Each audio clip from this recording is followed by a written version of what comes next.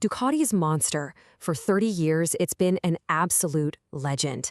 But for 2026, they've pretty much ripped up the rulebook. So today, we're going to find out if they've created a masterpiece or maybe, just maybe, a monster of a mistake. You know, for 3 decades, this was the Monster's soul, that iconic steel trellis frame. It wasn't just a chassis, right? It was a statement. And now, it's just gone. This one single change has completely rocked the Ducati world, and it's the big question we're trying to answer today. Okay, so to really understand why this is such a huge deal, we got to rewind the clock. Let's go back to where the whole Monster legend started and see just how radical this new bike really is. I mean, this bike was literally a Frankenstein's monster, right? It was cobbled together from spare parts back in '92, and it basically saved Ducati. From that raw kind of parts bin beginning to today's super tech-heavy beast, the Monster has always evolved. But this is something else. This is a full-on revolution. And here it is, the core of the controversy. Just look at this. On the left, you've got that beautiful, intricate steel trellis frame. I mean, it's a work of art. And on the right, the new aluminum monocoque with tech pulled straight from Ducati's MotoGP race bikes. Yeah, it's lighter, and it's definitely stiffer, but does it have the same soul? Well, there's only one way to find out. You know, every Ducati's heart is its engine, and this new 890cc V-twin, man, it's an absolute beast. So let's talk power. 70%. Just let that sink in. That's how much of this bike's massive torque you get from just 3,000 RPM. So what does that actually mean for you, the rider? It means when you even think about twisting the throttle, you're not waiting for anything. The power is just there. It's that instant, punchy acceleration that just fires you out of a corner and puts a massive, stupid grin on your face. So how do they do it? Well, they're using tech straight from their MotoGP race bikes. This intake variable timing is really just a fancy way of saying the engine is always, and I mean always, in its sweet spot. It means it can be an absolute monster when you want it to be, but it's also smooth and manageable when you're just cruising through town. And the sound. Oh man, the sound. Even with all the modern emissions laws trying to kill the fun, Ducati has worked some serious magic here.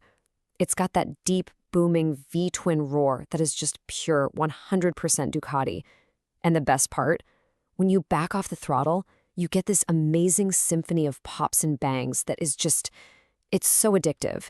This is a bike that sounds every bit as good as it looks. All right, so it's got the power, it's got the sound, but can it dance? Let's talk about the handling and see if that brand new frame actually delivers on its promise. The second you swing a leg over this bike, you feel it. It is just so light, so nimble. It almost feels like it wants to turn before you even think about it. It really does feel like it's just an extension of your own body. Get this thing on a twisty canyon road and it's a scalpel. I mean, you just look where you want to go, give a tiny push on the bar, and the bike is already there. It's that precise, that intuitive. And even when you're really pushing it, it's completely planted and stable. It just inspires so much confidence. And you know, that's the real magic of the new Monster. It's got the kind of performance to hang with superbikes, but it's not some demanding track-focused weapon like its Panigale sibling. It's a true roadster, and it's built for the real world. Confident, composed, and just plain fun. But here's the real surprise. For all its incredible performance, this bike is shockingly easy to live with. You can whip a U-turn on a dime. The hydraulic clutch is feather light. It's a bike that's just as happy sitting in city traffic as it is tearing up a back road. It's a monster you can seriously ride every single day. All right, so it goes, it stops, it turns, awesome. But can you actually live with it, day to day? Let's talk ergonomics and comfort. This bike, it just fits. It's so incredibly narrow, you feel like you're a part of the machine, not just sitting on top of it. You can really grip that tank with your knees, and you can feel everything the chassis is doing underneath you. It's a bike that really connects you to the road in a very direct way. Okay, but let's be real here for a second. This is not a touring bike. That seat is firm. The suspension is tuned for sporty riding. Look, it's built for performance, not for crossing continents. If you want to do that, Ducati makes the Multistrada for a reason. This is a bike for carving up your favorite back roads and, let's be honest, looking incredibly good while you do it. Which brings us all the way back to the big question. Has Ducati actually built a true monster? Or is this just a really great bike that happens to have the wrong name on the tank? So here's the bottom line when you lay it all out. This bike is an absolute weapon in the corners. It's got a fantastic, usable engine, it's surprisingly easy to ride, and it feels every bit the premium Ducati that it is. The only real trade-offs?